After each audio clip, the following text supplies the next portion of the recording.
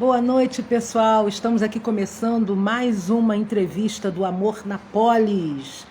O Amor na Polis tem esse nome porque nós estamos, é o amor na cidade, também para a gente falar de polis, de política, de povo, e porque é na cidade que todos nós vivemos, não é isso? Segundo o Talmud, uma fonte sapiencial judaica, a verdadeira vida não é medida pelo tempo que passamos na Terra, senão pelo impacto positivo que causamos sobre ela, né, ou nela. E hoje nós vamos conversar aqui com Ricardo Abramovay e Sérgio Bessermann, dois feras na questão do planeta, da sustentabilidade, da vida no planeta, enfim. Então tem tudo a ver também com o nosso título aqui da nossa live e do nosso programa. E o título de hoje, ou o papo de hoje, vai ser Mudanças Climáticas. Podemos saber o que o futuro nos reserva? Bom, eu sou Patrícia Tomasquim, pedagoga, professora de hebraico e estudos bíblicos, capelã civil e conselheira da ONG Amai-vos e também diretora de Educação, Inclusão e Diversidade da Associação Janusz Korczak do Brasil. Então vamos subir aqui os nossos convidados queridíssimos. Boa noite. O pessoal Instituto Mulheres no Poder. Olá. Peraí, Bessermann já está aí. Vamos subir aqui Sérgio Bessermann. Vai também já está com a gente. Vem para cá, Ricardo. Olá! Boa noite a todos. Boa noite, Ricardo. Coisa boa. Boa noite, Ricardo. Queridos, que gostoso. Estou vendo que estão no Rio, deve estar agasalhado. O som está falhando, Ricardo. Rio de Janeiro que está um frio danado. Tá uma friaca por aqui, pessoal. Nossa, eu estou em Camburi, na praia, mas também, estou com pré-agasalhado. A gente aqui está no invernão, né, Sérgio? Para nós é muito, mas é... Mega inverno. Nossa, né? Se eu não puser o casaco hoje, eu vou voltar quando? É verdade, tem que abrir o armário. O problema é o cheiro de mofo, né? Ainda bem que dos casacos saindo do armário. Pessoal, boa noite, queridos, queridíssimos. Que alegria estar com vocês dois aqui, uma honra. E hoje o nosso papo é sobre mudanças climáticas e perspectivas. Fazendo uma pesquisa, antes de conversar com vocês, né? Porque vocês são os especialistas. Eu li uma série de artigos, inclusive seus, Ricardo, e Sérgio fala mais da questão do clima, mas nessa projeção assim, e aí Sérgio também falou na nossa live aqui, da outra vez, que mesmo que a gente faça tudo certinho a partir de agora, né, não dá mais tempo, no sentido assim, da gente desfazer essa agressão que o gênero humano, os hominídeos, fizeram ao planeta. E aí tá com vocês a palavra para a gente bater esse papo aqui de 1 horinha hoje. Ricardo.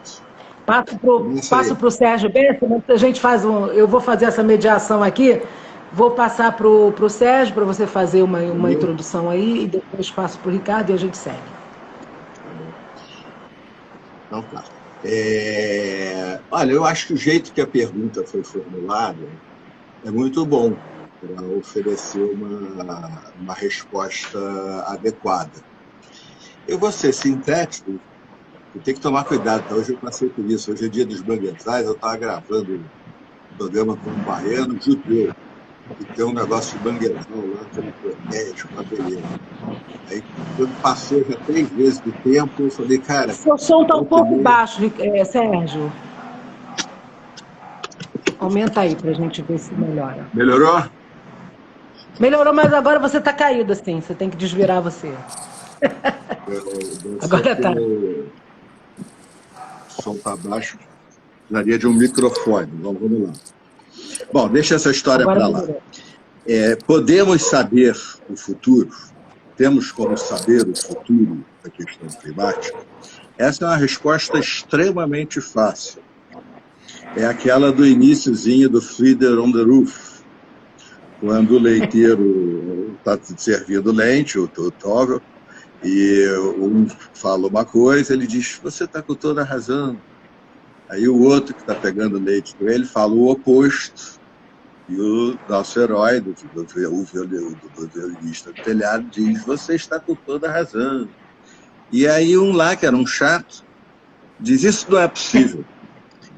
Um disse uma coisa, o outro disse o oposto. Os dois não podem estar com a razão. E aí ele responde, você está com toda a razão. E a resposta para essa pergunta, Patrícia, é assim, sim e não. É importante isso, porque a gente tem condição de saber, sim, há muitos estudos, o Ricardo faz maravilhosas prospecções, há economistas com estudos de custos sofisticados, há bons debates sobre isso. E nós temos condições de saber o suficiente do futuro, já temos todo o conhecimento, para orientar as nossas escolhas. Ninguém pode alegar ignorância.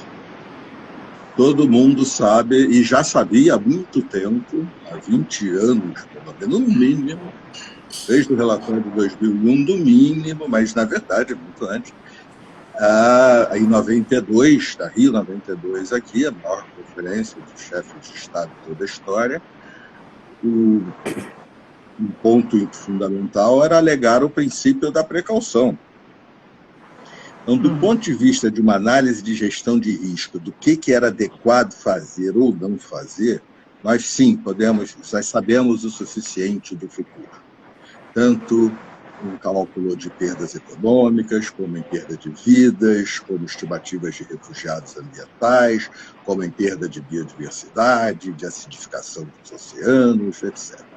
Dito isso, é muito importante, e infelizmente, embora seja um assunto gravíssimo, é muito interessante também, porque nós estamos num momento, 2021, 2020, até 2000, essa década, extremamente interessante para permitir dizer sobre a pergunta, o que se podemos saber do futuro, que a resposta é não, em diferentes níveis.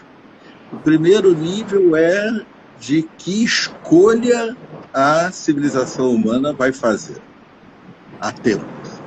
Porque o que esquenta o planeta não é o fluxo de gases de efeito estufa que a gente emite, linguagem de economista, é o estoque da atmosfera.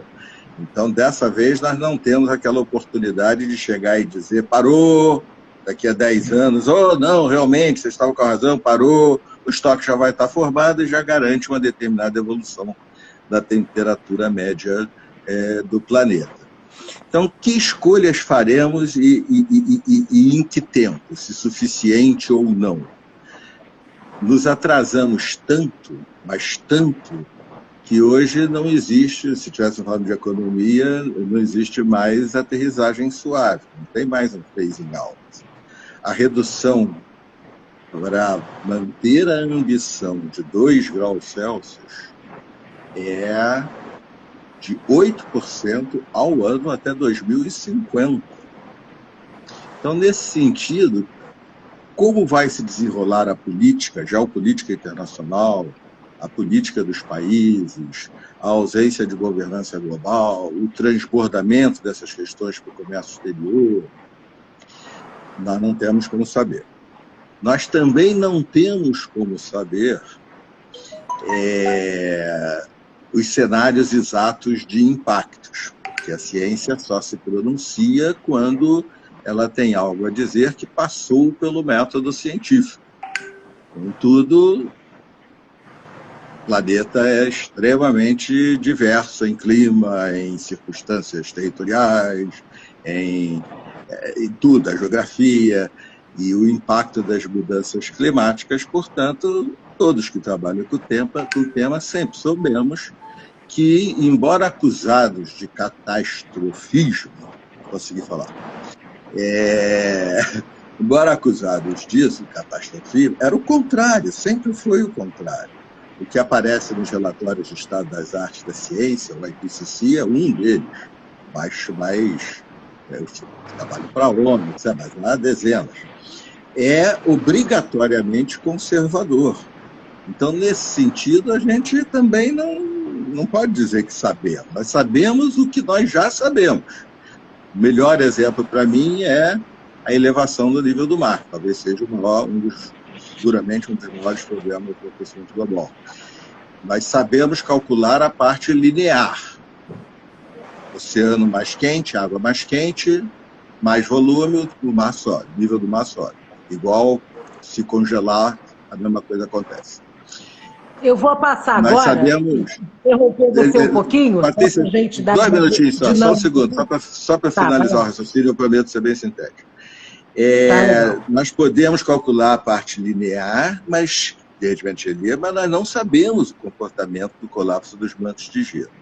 E um terceiro ponto, que é o atual, mais recente e que gera ainda mais incerteza sobre o futuro, é o que diz respeito aos pontos de inflexão da Amazônia, dos mantos de gelo da Antártida, do pé do solo da Sibéria, qual é o momento em que isso entra numa tendência que não é mais possível de controlar.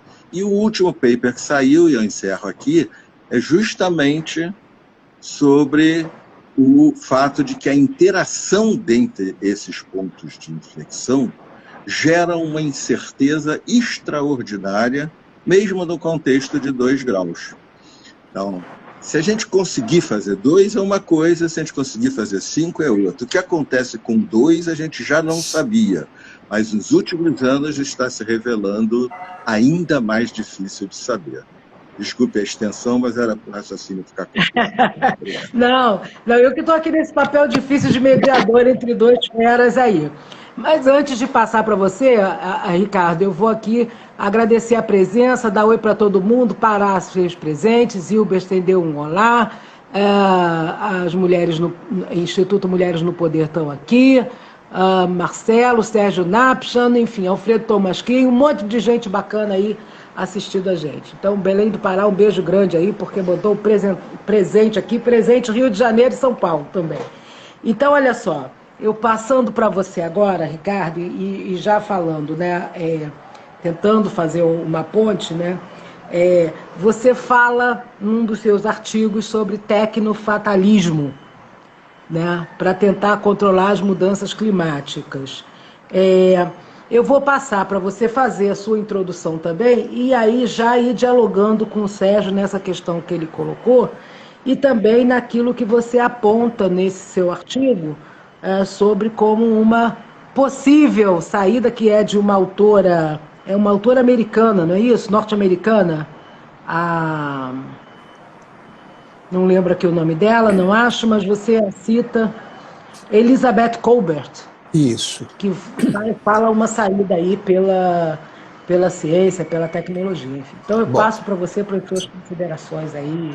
E está aberto o papo entre vocês dois. Ótimo. Que imenso prazer estar aqui com o Sérgio e com você, Patrícia.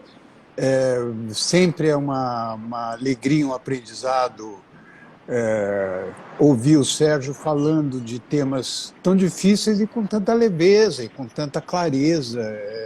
Sempre, eu aprendo muito sempre que eu tô com ele. O título que a gente acabou escolhendo para essa nossa conversa se inspira numa conferência que um filósofo, físico e filósofo francês fez em Aix-en-Provence, mês passado.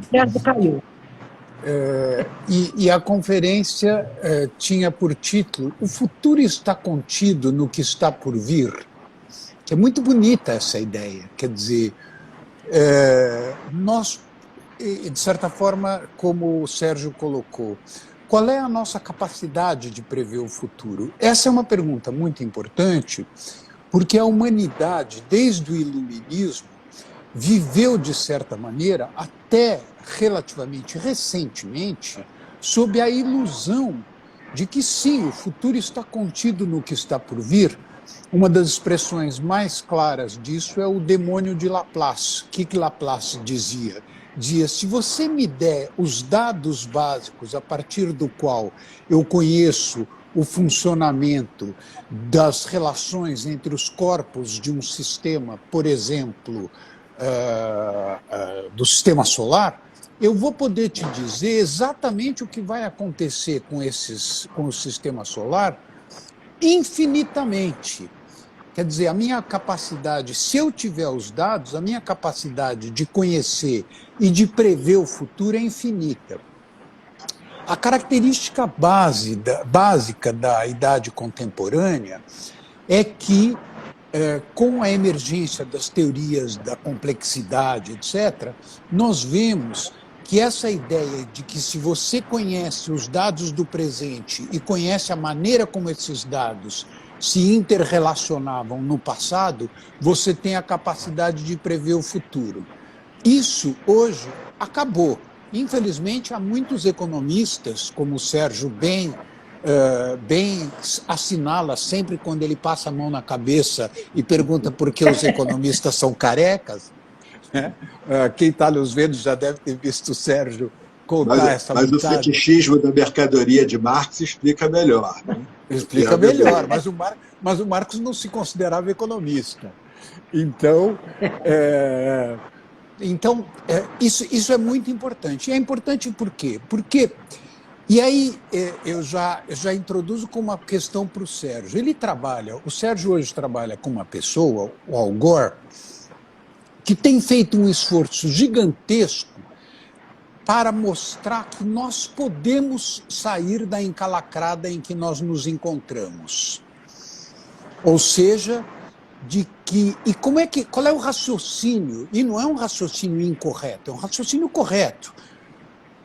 Qual é o raciocínio? O raciocínio é que, se nós considerarmos a queda no preço da energia, que é uma coisa assim impressionante. Eu tenho um dado aqui, eu até anotei.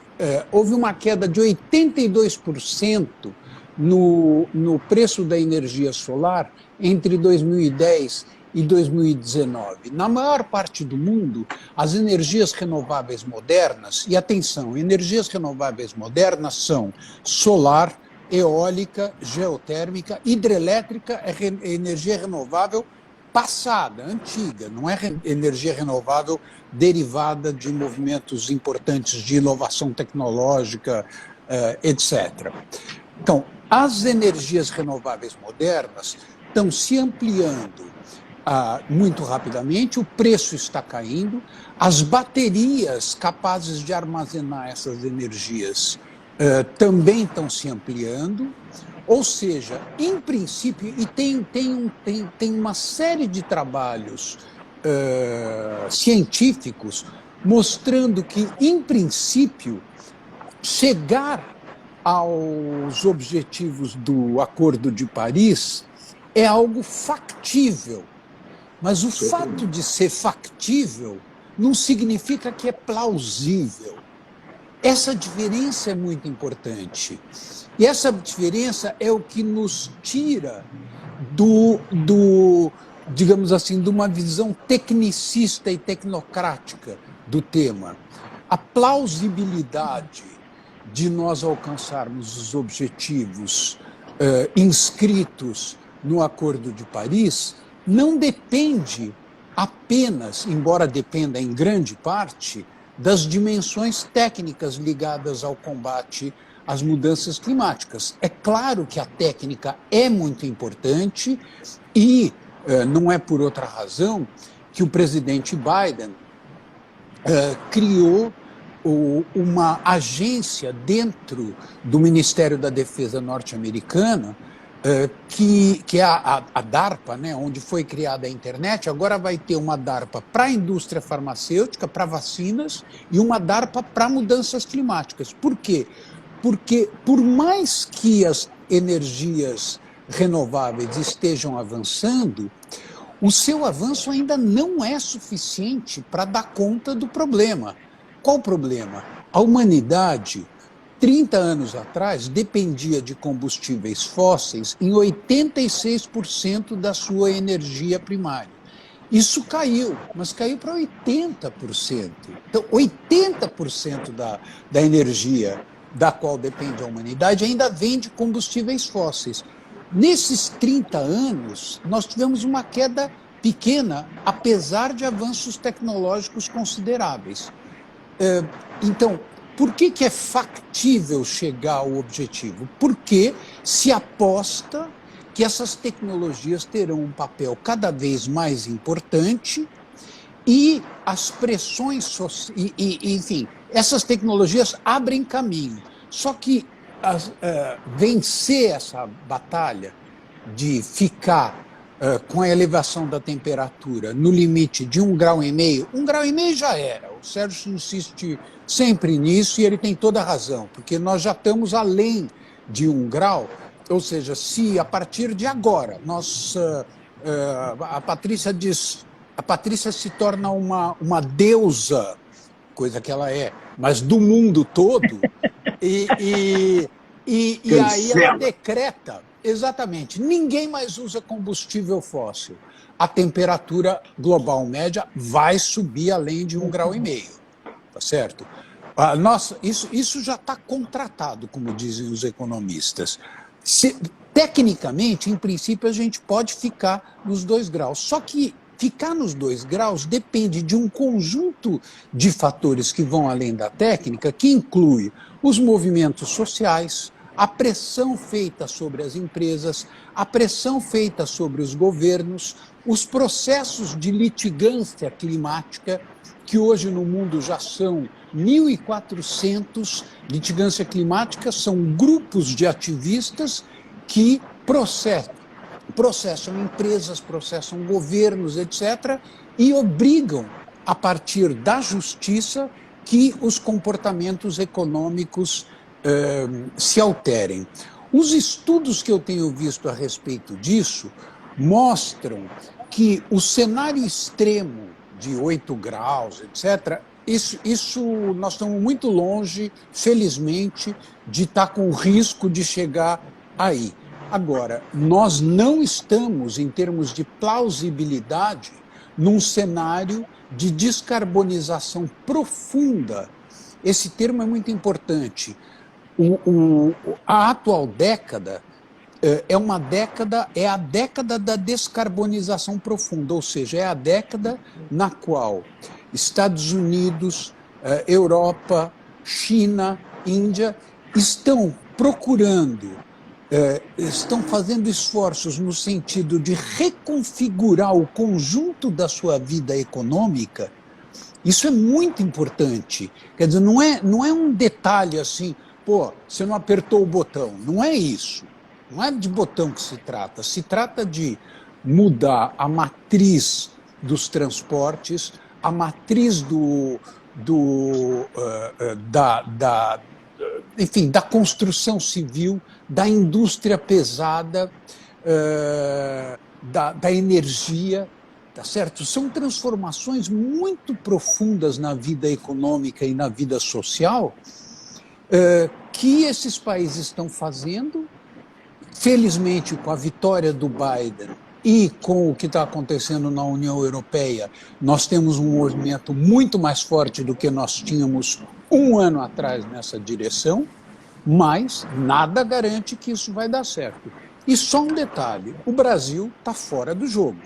O Brasil hoje é um pária internacional nas negociações climáticas. Por quê? Porque enquanto no mundo todo lutar contra as mudanças climáticas significa transformar substancialmente a vida econômica, o jeito como você come, o jeito como você se locomove, o jeito como você ilumina a sua casa, o jeito como são construídos os imóveis, etc., no Brasil lutar contra as mudanças climáticas significa interromper o desmatamento. Coisa que não altera nada na vida da esmagadora maioria dos brasileiros, inclusive dos que vivem na Amazônia. Eles não perdem nada com isso. Nos países que estão fazendo seriamente esse trabalho, o risco de perda é gigantesco. Para você mudar a matriz de transporte de gasolina para eletricidade, você vai ter que instalar nos Estados Unidos 3 milhões de postos de abastecimento de energia elétrica. O que você vai fazer com os postos de gasolina? que você vai fazer com as oficinas mecânicas que estão em todo canto? Certo? Então, são mudanças... Mas, quer dizer, é uma... Desculpa. Não, são mudanças, Nessa sua só para concluir, são colocação, mudanças muito finalizando aí, importantes. pedir para você finalizar. Não, são mudanças muito importantes e que abrem oportunidades incríveis. Isso é que é interessante. Quer dizer, nós estamos vivendo um momento terrível com o que aconteceu na Alemanha, na Sibéria, na China, na Índia, nos Estados Unidos. A situação das queimadas nos Estados Unidos é um negócio impressionante. Nova York amanheceu como São Paulo, às vezes, naqueles dias de inverno mais poluídos, que tem aquele pôr do sol fantástico, avermelhado pelo cobre do óleo diesel na atmosfera, que é lindo, o negócio é macabro dizer isso, mas é lindo. Nova York amanheceu assim pelas queimadas da Califórnia. Então, a tomada de consciência do mundo diante do fenômeno, isso altera a plausibilidade, a possibilidade de que isso... mas eles estão fazendo transformações muito importantes na vida econômica para conseguir chegar a esse objetivo. Então, assim, pegando a sua... queria tirar alguns pontos aí dessa riqueza da sua explanação e assim, eu acho que, pelo que eu entendi, depende menos de avanços na ciência, ou seja, a ciência, a técnica, tem condições de encarar e está preparada para seguir as suas pesquisas, depende menos disso do que de vontade política. E em termos de vontade política ou de grandes acordos internacionais, e aí a gente está falando política com P maiúsculo, não estamos falando de uma política pequena, mas a política tanto internamente nos países como alguma coisa mais planetária, essa consciência, digamos que os indígenas sempre tiveram, não é isso? Que nós somos aqui uma canoa, somos todos da mesma canoa no planeta, mas enfim, alguma coisa assim. Numa das explanações do Krenak, aqui só para lembrar deles, você diz que, quer dizer, é preciso ter vontade política para você tomar essas decisões. E também você coloca que o Brasil, ele está, hoje em dia, ele é um pária, eu acho que foi isso essa expressão que você utilizou, claro, aí, né? Um pária da política, do cenário internacional. E aí eu queria acrescentar algo nisso, que é já para passar para o Sérgio, que já está se coçando lá para falar, desses debates que a gente está vendo, que eu fico horrorizada pensando como foi que a gente parece que está parado no tempo, voltando para trás, assim, não para nunca, entramos num túnel do tempo ao revés, assim, né? E esse debate que está tendo agora, né, está colocado de uma forma esdrúxula, como todas as coisas aí do atual governo, mas está sendo colocado com a questão da soberania nacional e a Amazônia, quer dizer, uma confusão, uma mistura de um monte de coisas, né, em que a gente não avança em nada, nem na soberania nacional, nem nos acordos internacionais, nem na questão climática e muito menos para os cidadãos, para a cidadania brasileira. E com esse imbróglio todo, eu passo a palavra para você, Sérgio. Deixa eu ser bem direto. Primeiro, contextualizar, a minha concordância com o Ricardo é total. E ela tem o ponto principal, isso que você disse, Patrícia. Os caminhos para ficar com o aumento da temperatura média do planeta de 2 graus Celsius até 2100, seu microfone está falhando. Os caminhos para que a gente consiga atingir a meta do Acordo de Paris já existem. Nós já os conhecemos, tanto tecnologicamente quanto nas mudanças de relações sociais, de forma a forma de existência das cidades, a questão da mobilidade, muitas outras. E, além de já sabermos, ainda serão muitas as inovações e as invenções que vêm por aí, então vai ficar mais fácil ainda. Porém, o capitalismo se confunde com a civilização dos fósseis. E há um estoque. Eu vou pedir licença poética para dizer que o estoque é de várias coisas. Por exemplo, ele é no valor de todos os ativos financeiros hoje, que são valorados aos preços de hoje, e não aos preços de amanhã, quando o carbono for precificado de uma forma que a gente não sabe ainda qual é, como vai ser exatamente. Tudo indica que vai ser complicado, vai transbordar para o comércio exterior. A ideia de que o Acordo de Paris seja um acordo operacional é algo profundamente ingênuo. Ele baseia-se em metas voluntárias. Meta voluntária é você não gere um botequim, cozinheiro, garçom, etc. Tal. As metas voluntárias terão que se transformar em cotas. Economistas dizem que precificação pode ocorrer de forma pigouviana, por taxação, ou de forma coesiana, que é por cotas. De qualquer maneira, você está regulando a escassez e vai para os preços da coisa. As NDCs, as contribuições voluntárias dos países, vão ter que virar cotas, já é uma grande mudança. A tarifação que a União Europeia está prometendo fazer agora é já o primeiro grande movimento radical nessa direção. Porém, a situação é de resistência dos estoques, os ativos financeiros. O sistema financeiro está em pânico. Eu não sei se deu para perceber, mas eu falei em redução de 8% das emissões todos os anos até 2050. O valor dos ativos financeiros é aos preços de hoje. Todo mundo sabe que os preços de amanhã são completamente diferentes. E o que é mais interessante, a estrutura de preços relativos é muito mais diferente ainda, porque cada um tem uma intensidade de carbono diferente, mesmo empresas do mesmo setor.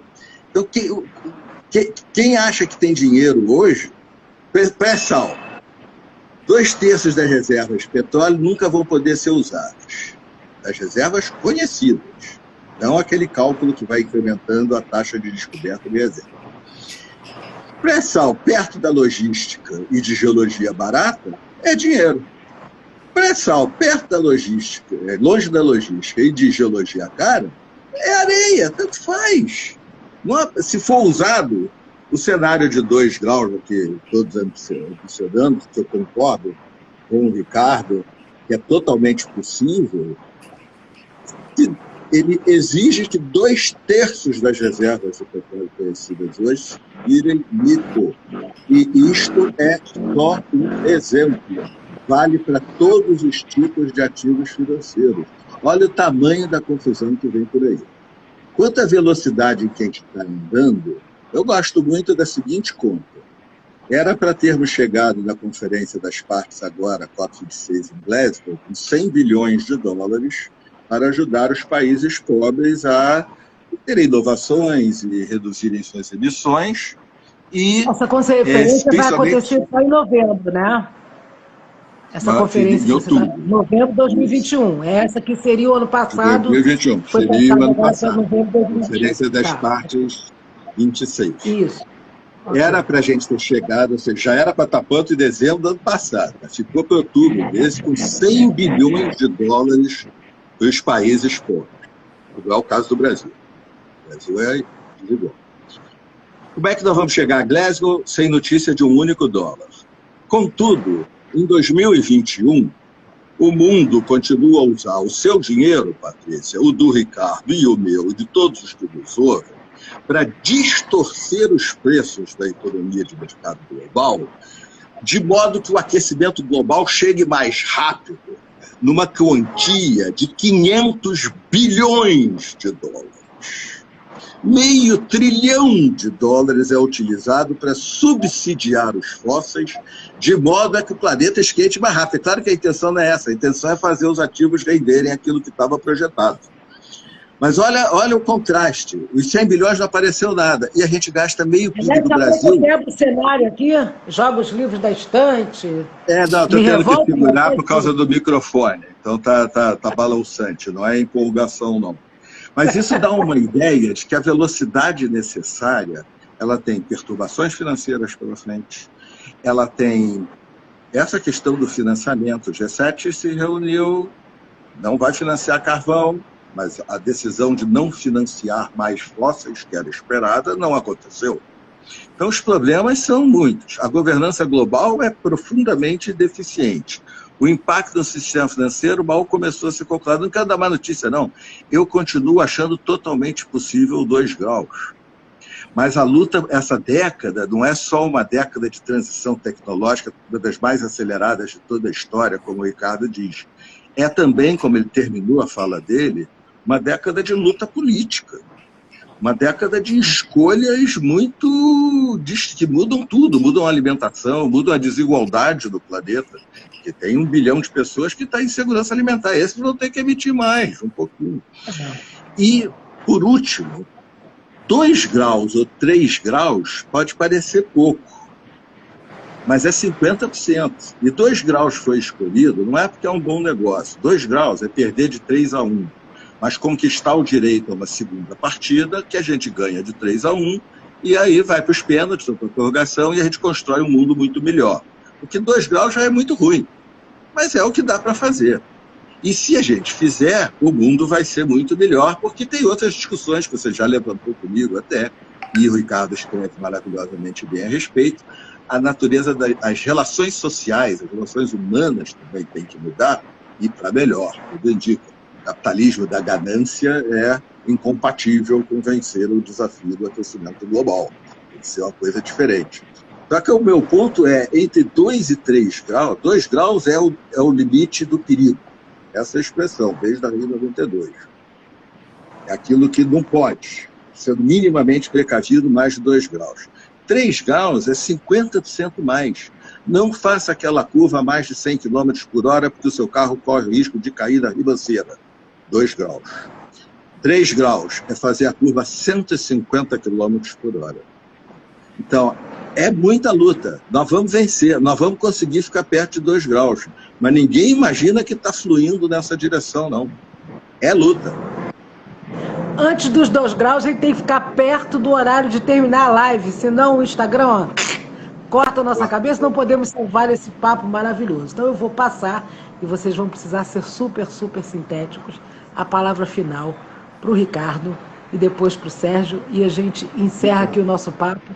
E assim, 1 minuto, ele está dando mais tempo para mim agora, então acho que ele está bondoso comigo.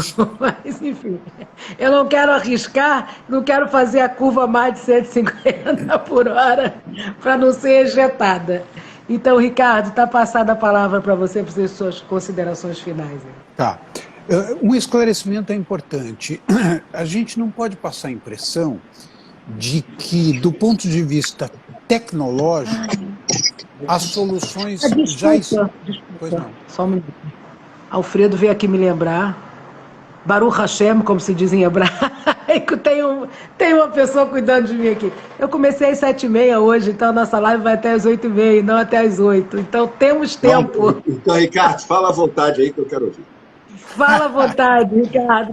Obrigado, estão mandando corações. Aproveitar para agradecer aqui o carinho de todo mundo. Tem várias pessoas mandando recados, assinando corações enquanto vocês falam aí. Então é isso. Fica à vontade. Não estamos terminando nosso... Tá correndo aí. Obrigado ao Alfredo, querido, também. O que eu ia comentar é o seguinte: não fiquemos com a impressão de que, mesmo do ponto de vista tecnológico, as coisas estão dadas. Não. Ainda tem muito a ser conquistado. Nós não sabemos ainda armazenar energia. As energias renováveis modernas ainda são intermitentes. Elas exigem abastecimento. Integrar a rede elétrica de um país como os Estados Unidos sobre a base de uma nova fonte de energia que mistura concentrações e energia descentralizada, isso implica reconfigurar toda essa rede. Ninguém sabe ainda direito como fazer isso. Porque é um desafio fascinante, porque isso vai exigir muita pesquisa, vai ser um fator de criação de empregos de qualidade, vai ser um desafio que a sociedade está colocando, diferente dos desafios colocados até aqui, que era: precisamos crescer para criar empregos. Agora não. A gente precisa combater as mudanças climáticas e isso é um imperativo de natureza ética, que vai colocando para a sociedade uma mudança espiritual, cultural, na relação entre sociedade e natureza. Nós temos o privilégio de estarmos vivendo, apesar de tudo que tá acontecendo, uma situação inédita. Pela primeira vez, nas sociedades capitalistas, o fato de a humanidade depender da natureza, de a natureza oferecer para nós as bases de sustentação da vida, esse fato se torna uma questão pública central. Isso é muito importante. Marx nunca falou nisso, tá certo? Esse é um tema bonito, é um tema promissor, etc. Agora, não vamos imaginar que a partida está ganha, tecnicamente. Não está. E, além disso, tem o problema político. A pergunta que você me fez no começo sobre o livro da Elizabeth Kolbert.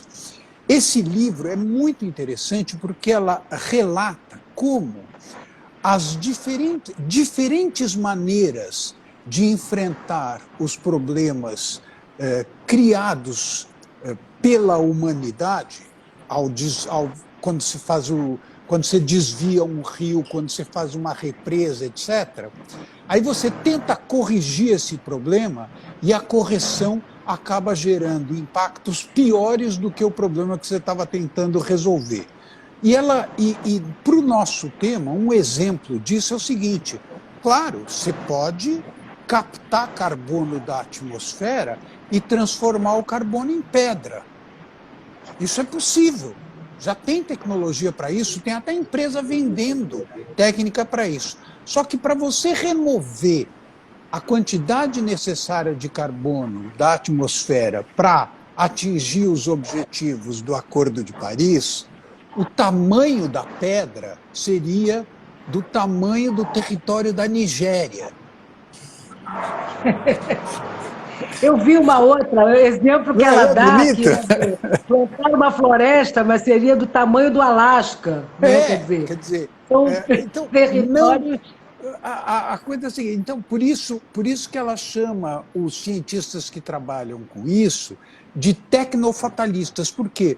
Porque ela é uma repórter, ela fez aquele livro sobre a sexta extinção, que muita gente leu, que é um belo livro, etc., e ela trabalha, hoje em dia se escreve muito livro com base em entrevistas, né?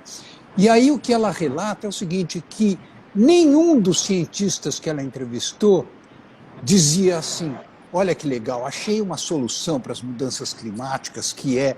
Não, todo mundo diz assim: olha, nós estamos ferrados, mas talvez a gente esteja menos ferrado se a gente conseguir fazer tal coisa. Nesse sentido, eles são tecnofatalistas. Certo? Não é uma solução. A solução passa por muito investimento em ciência e muito movimento social pressionando as empresas e, claro, transformação nos nossos hábitos. Mas quando se fala em transformação nos nossos hábitos, a coisa é muito, muito, muito difícil. Mais difícil do que fazer litigância climática. Transformar hábitos é um negócio complicado. Mas a gente está assistindo, vou botar o Ricardo para falar mais um pouco, porque naturalmente é mais negócio para mim ouvir do que ficar falando, né, viu, Ricardo? Estamos aqui entre patrícios.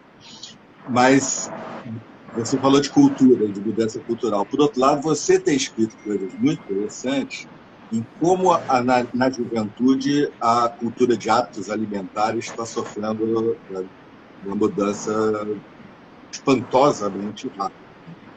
Não apenas a oferta de algumas coisas e promessas, como a carne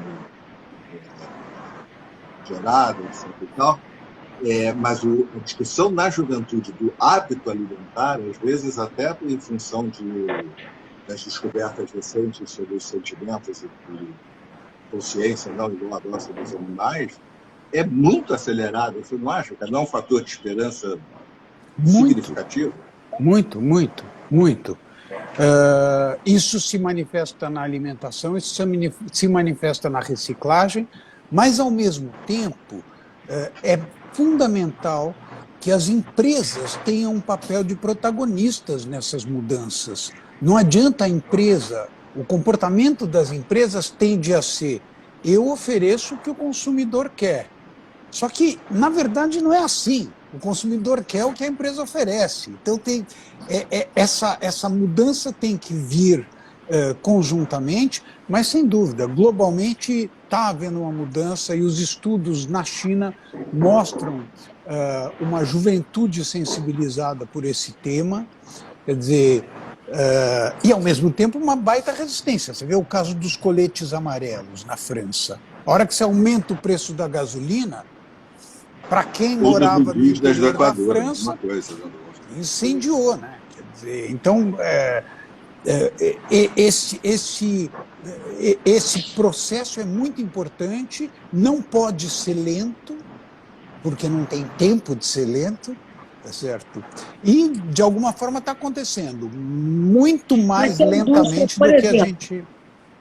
Se a indústria alimentícia, junto com, no campo também do branding, do marketing, da propaganda, fizesse uma campanha, como fizeram lá atrás, para transformar a cultura alimentar do planeta, né? De uma cultura que era de comer em casa e tal, para uma coisa de alimentos pasteurizados, de sair, comer na rua, aquilo era uma lavagem quase cerebral. McDonald's em Paris. Hã? McDonald's em Paris. Exatamente. Então, assim, a indústria mundial, enfim, teria essa consciência, abraçaria essa bandeira, né? Se isso fosse proposto a ela, de fazer uma mudança radical naquilo que ela oferece, ou é muito mais complexo do que isso? É muito mais complexo, claro, né? Mas... Olha, posso ir, Ricardo? Vai lá. Você. Não, eu só ia comentar a Cúpula Alimentar Mundial. A Cúpula Alimentar Mundial, você pega os documentos que estão sendo publicados para a Cúpula Alimentar Mundial, a questão dos alimentos ultraprocessados, que hoje é decisiva no sistema alimentar mundial. Essa questão está fora. Por que ela está fora? Porque tudo se passa como se quem produz alimento não tem nada a ver com a obesidade. Eu produzo alimento, a questão da obesidade, eu produzo alimento, eu estou sob a esfera do Ministério da Agricultura e do Ministério da Indústria e Comércio. Obesidade é um tema do Ministério da Saúde, não é comigo. Tá certo? Então, está se formando, ao mesmo tempo, globalmente, uma consciência de que não dá para abordar esses temas de forma segmentada. Mas numa conferência importante como a Cúpula do Sistema Alimentar, que vai acontecer agora, em julho, acho que está para acontecer semana que vem,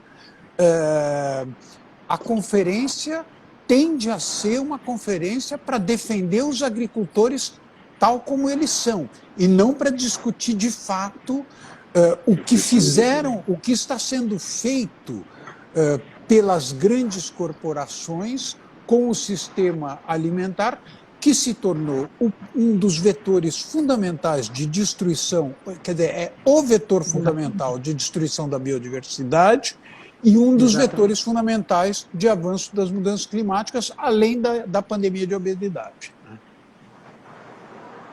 Sérgio. Vou acrescentar, esse tema tem me...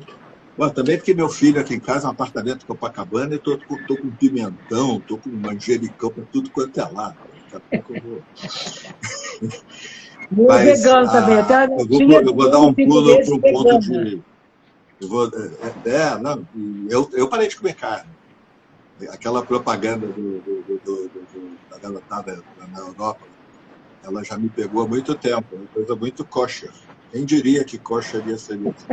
Eles botam 4 crianças diversas, asiático, negro, etc., duas brancas, apontando para um monte de cachorrinhos lindos, 7 cachorros, 6 cachorros, filhotes, outros maiores, e perguntando: vocês comem eles? E aí, da parte de baixo do anúncio, as mesmas crianças estão apontando para porquinhos, e perguntando: mas então, por que vocês comem eles? E à luz das descobertas científicas dos últimos 15 anos, elas estão com, não vou dizer 100% que ainda é ciência, mas 99,99% da razão, porque é a mesma coisa, gente. Então, agora eu queria vou pegar um lado de economista para agregar ao ponto do Ricardo e reiterar aquela coisa do violinista do telhado. A gente tem muitos motivos para ser otimista. É muito bom viver numa época, morar no tempo de transformação tão legal. A história não é...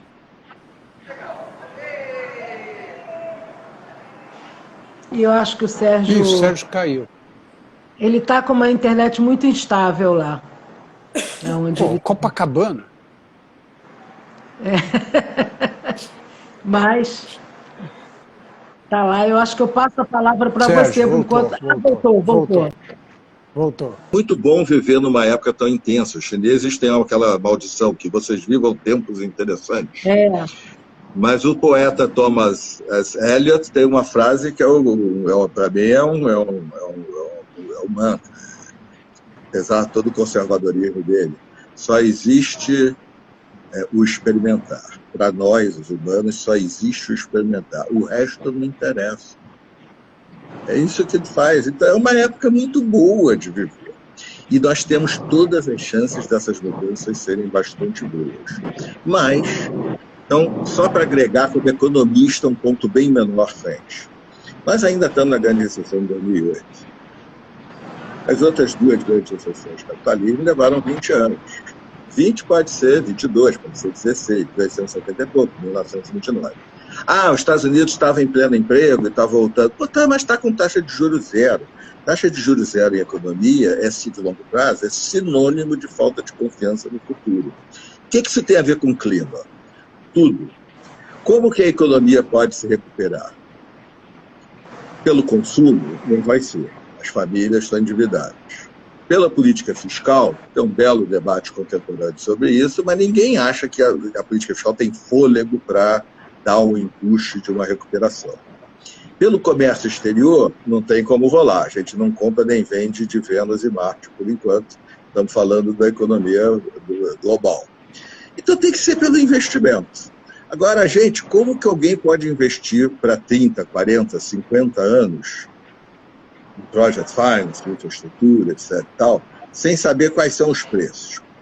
Quanto é que o carbono vale nessa história e, ao mesmo tempo, sendo impactado pelas notícias, que o Ricardo descreveu há pouco, que nesses meses atuais estão muito intensas, e que isso leva a uma compreensão para qualquer um de que vai ter que fazer. É imperativo. Nós não podemos fazer 3, 4 graus, nós temos que fazer 2. Mas como? Quando? De que jeito? Com que governança global? Tudo é incerto. O investimento fica paralisado. É um investimento só para manter fatias de mercado. Ele não tem o que Schumpeter chamava de animal spirits. E o Ricardo me permita ser old style, mas dizer que isso que o Ricardo nos falou tão bem também é o que o Schumpeter chamava de destruição criativa. Tem um estoque a ser destruído e um estoque a ser construído. As oportunidades desse novo estoque são extraordinárias. Eu vou só finalizar, atendendo o que você pediu, Patrícia, e o mais irônico do Brasil que virou pária é que o único país do mundo em que, se nós formos firmes na direção do baixo carbono, é garantido que a gente ganhe em inserção competitiva na economia global, é o Brasil. Porque é o país mais barato do mundo para ter uma matriz totalmente renovável, e nós já estamos atrás até de Portugal. É o problema do armazenamento, mas nós aqui dava até para usar um smart e fazer uma coisa muito interessante de vento, tecnologia, etc. 1. 2. A nossa infraestrutura é custo Brasil da veia, ela é um nojo de tão improdutiva. Então a gente tem que mudar de qualquer jeito, vamos mudar a baixo carbono. que se não mudar a baixo carbono, se der um milagre e a gente renovar toda a nossa infraestrutura a alto carbono, daqui a 10 anos, 8 anos, ela é custo Brasil na veia, ela é tão velha quanto a atual. E a gente não vê um ministro de Minas e Energia, de infraestrutura, de economia falar em baixo carbono. E estamos fazendo as concessões, estamos mudando, nós tínhamos que estar discutindo todos, do modal de transporte urbano, que o Ricardo fez referência, aos modais de transporte de carga, a toda a agricultura de baixo carbono, no nosso caso é fundamental, além da questão do desmatamento. Mas para o mundo é a saída. Por isso a Europa, por isso os Estados Unidos, etc. Até porque os impactos são custosos demais.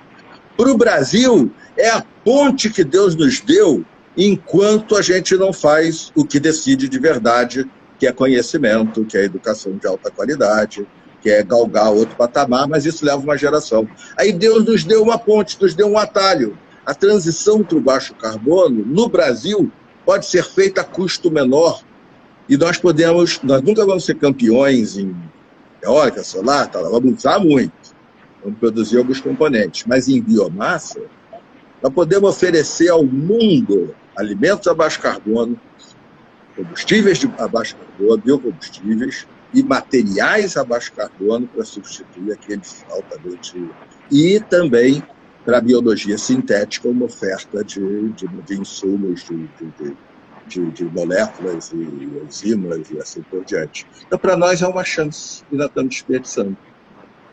Isso terá que ser tema da campanha eleitoral ano que vem. Da biomassa, porque fala-se tão pouco, né? Ninguém fala não, mas fala-se tão pouco, isso não é do conhecimento, enfim, para além do descaso dos atuais políticos brasileiros e do atual executivo do país, né?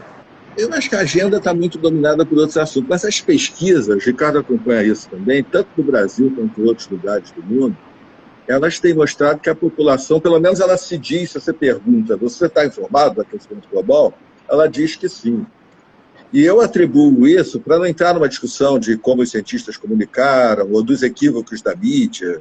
A mídia cometeu um equívoco grave. A mídia é treinada ética e profissionalmente para sempre ir para o contraditório. É corrupto, não é corrupto. Ela tem que apurar isso com isenção. Mas ela confundiu opinião de cientista com ciência.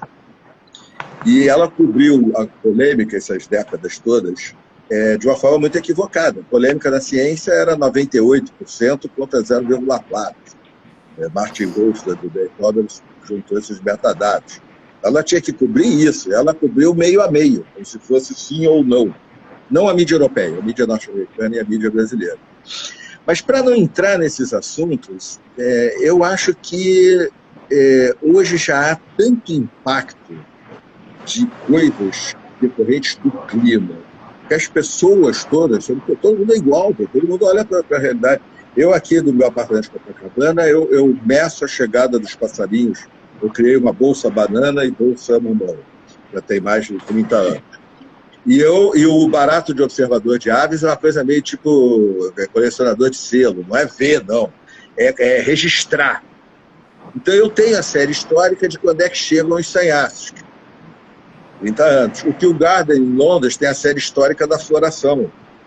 O negro do quilombo da Restinga, da Marambaia, aqui no Rio de Janeiro, com quem eu conversei há 10 anos atrás, tem o registro da vida dele. Ele me disse assim, eu nunca tinha visto, ele não falou transposição, eu nunca tinha visto o mar passar de lá para cá. E nos últimos 10 anos, isso já faz 10 anos, eu vi 2 vezes. E isso está ocorrendo nas Ilhas Fiji, está ocorrendo em Nova York, que o pessoal está vendo que o Ricardo está falando, está ocorrendo com a onda de calor, está ocorrendo com chuva da Alemanha, está ocorrendo com chuva da China, está ocorrendo com risco de crise hídrica do Brasil, está ocorrendo com não sei o quê, e está ocorrendo num momento culturalmente efervescente, pandemia, e negacionismo da ciência contra a ciência, essa corcova da história desses extremistas sendo eliminados. Então, Patrícia, eu acho que a gente tem que levar essa discussão para todo mundo. Mas eu acho que o caldo está aí. Mudou. Eu sou otimista pelo lado de uma luta política com um pano de fundo estratégico bastante diferente daqui para frente daquele dos últimos 20 anos. Patrícia, eu estou vendo que a gente já está no fim mesmo. Eu só queria acrescentar uma coisa aqui ao que o Sérgio falou, é que o conceito de infraestrutura está mudando. Isso é muito importante. Até agora, até 5 anos atrás, infraestrutura era a formação bruta de capital fixo, a base do crescimento econômico. Hoje em dia, você pega os documentos das organizações multilaterais de desenvolvimento, em primeiro lugar, não se usa mais a expressão infraestrutura sem estar acompanhado do adjetivo sustentável ou verde, etc, etc. Isso não é pura retórica, porque aí você começa a produzir os modelos e os indicadores para isso. Mas, além disso, a natureza hoje é considerada infraestrutura. E o Brasil tem a mais importante infraestrutura natural do planeta. As formas de combate à pobreza nos Estados Unidos hoje, por meio da assistência às crianças, aos idosos e às populações portadoras de necessidades especiais, no plano que Biden apresentou em fevereiro de infraestrutura, esse era o item de maior valor na infraestrutura, a economia do cuidado. E nós temos toda uma infraestrutura institucional que vai precisar ser reconstituída depois desses malucos que estão no Palácio do Planalto e na esplanada dos ministérios. Então, essa ampliação da noção de infraestrutura e a ideia de que as soluções infraestruturais têm que estar inspiradas e baseadas na natureza, nature-based solutions, soluções baseadas na natureza, deixou de ser um conceito de ambientalista, hippie, etc., e hoje é um conceito que está entrando no vocabulário das grandes organizações e dos governos. Eu acho que esses são fatores, claro que nada disso garante que nós vamos ganhar essa parada, mas acho que são fatores de esperança muito importantes, onde a gente... Isso para a Amazônia brasileira, para a Amazônia na América Latina é fundamental, porque a visão de infraestrutura desses doidos que nos governam atualmente consiste em abrir estrada para baratear o preço de soja. Tchau, estamos conversados, e fazer portos gigantescos para escoamento de soja e para outras coisas que são impublicáveis, evidentemente, e que são importantes também para eles, né? Mas hoje isso está sob contestação global e esse é um fator importante de esperança. Eu acho que eu queria um pouco falar aqui, que é importante, que eu tenho uma certa esperança, não na democracia, porque a pobre democracia brasileira está sendo destroçada diariamente, mas eu tenho esperança que a nossa estrutura republicana seja preservada. E nesse sentido, a gente teria uma saída via as prefeituras, né, e estados até, que a gente não dependesse tanto dessa loucura que está acontecendo aí no âmbito federal, né? Aqui no Rio está acontecendo a Conferência Mundial, né, de Arquitetura, em que eles estão justamente pensando a questão das cidades. Então, queria finalizar aqui essa nossa conversa, esse nosso papo, que foi maravilhoso. Nunca termina isso, a gente pode marcar uma. Não, claro, é um absurdo, você me censura. Eu e o Ricardo, a gente quer ficar até 1h30 da manhã. Eu deixaria, por mim a gente ia, mas o Instagram tem regras muito claras. Então, só uma recomendação para o pessoal que está nos assistindo: vão atrás do plano de recuperação verde que o governador Flávio Dino, pelo consórcio de governadores da Amazônia, acabou de lançar, para o qual a Laura Carvalho colaborou. É muito interessante e vai na direção do que a Patrícia está falando, do papel dos prefeitos e dos governadores, ou seja, dos governos subnacionais. E ajuda que seja tema da campanha eleitoral do ano que vem. O tema fundamental é a democracia, evidente. Exatamente. Mas claro, então acho que a gente pode fazer uma próxima, Ricardo, pode convidar o Flávio Dino contigo aqui para apresentar esse plano, não tem problema nenhum. Já que você é de São Paulo e eu do Rio, a gente está livre das amarras E em matéria de cidade amazônica, vamos prestar atenção no que o Edmilson Rodrigues está fazendo em Belém. É espetacular, é muito interessante. É um pensador sobre cidades no coração da Amazônia, fazendo coisas super interessantes. Pronto, então vocês estão convidados, Sérgio e Ricardo, de novo, mas o Ricardo está involucrado para organizar isso comigo e a gente chama, o Instagram não permite mais do que 4. Né? Ele evoluiu um pouco, só permite quatro coligações aí na entrada dele. Mas para vocês, para a gente organizar. Olha, gente, muito, muito, muito obrigada a vocês. A gente não terminou, esse papo vai seguir, viu, Sérgio? A gente marca outra. Uma vez por mês, a gente vai renovando muito isso. Bom, muito bom. Vocês foram maravilhosos, é uma delícia. Eu só falei porque era aqui, tinha que participar como mediadora, mas eu podia ficar aqui a noite toda ouvindo vocês dois nesse bate-papo maravilhoso. Pessoal, semana que vem... E tem que fazer um sobre espiritualidade para a gente ouvir o Sérgio falar sobre isso. Que eu tenho visto na televisão, é bárbaro. Pode chamar, se você quiser, chama eu e a Moema, que coordena no Brasil o movimento Fé no Clima. Pronto. Muito legal. Então, olha só, marcar contigo aí na agenda, eu tenho agenda para 5 de agosto. Minha quinta-feira, 5 de agosto, está aberta. Se você e a Moema puderem, está marcado aqui. Olha lá, pessoal. Viu? Tá compromisso ao vivo aqui. Semana que vem eu converso com o maestro Ricardo Spielmann e ele vai falar sobre a música, sobre música judaica, sobre música infantil, de qualidade e muitas outras coisas aqui. E na outra semana, Sérgio Bessermann e Moema, espiritualidade. Vamos marcar. Tchau, e depois com o Ricardo, Cláudio Dino e o outro governador lá que você mencionou para a gente falar. O prefeito de Belém, Edmilson Rodrigues. O prefeito de Belém, Edmilson Rodrigues. Está marcado. Um beijo grande. Um beijo. Boa noite, excelente quinta-feira. Tchau. Beijão enorme. Amo vocês. Obrigada. Boa noite.